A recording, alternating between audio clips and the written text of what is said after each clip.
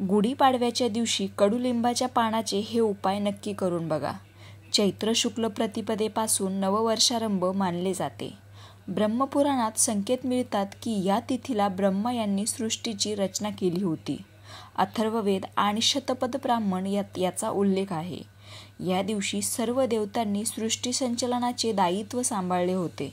गुढीपाडवा वर्षभरातील 3.5 शुभमुहूर्तापैकी हा पूर्ण दिवस एक मुहूर्त मानला जातो.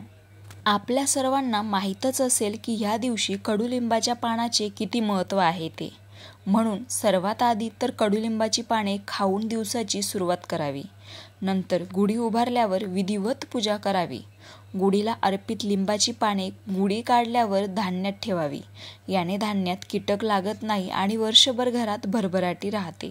देवी अन्नपूर्णा प्रसन्न राहते आणि धान्याची कमी पडत नाही. तसेच कडुलिंबाचा उपाय म्हणजे पूजा केलेल्या ह्या पानातून केवळ 2 पाने तिजोरी, गल्ला किंवा आपण पैसे ठेवत असलेल्या ठिकाणी ठेवावे. याने धनात वृद्धी होते, आर्थिक अडचणी दूर होतात आणि वर्षभर पैशाची चणचण जाणवत नाही. आर्थिक समस्या दूर होतात. मात्र तिजोरीत ठेवत असलेले पाने पूजेत वापरलेले असावे.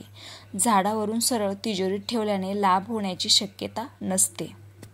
तसेच या शुभमुहूर्तावर किमती वस्तू, दागिने इतर खरेदी करणे देखील श्रेष्ठ ठरतं. कारण गुढीपाडवा 3.5 मुहूर्तापैकी एक असल्यामुळे या दिवशी खरेदी करून त्याची पूजा केल्याने घरात भरभराटी येते. रामकृष्ण हरी.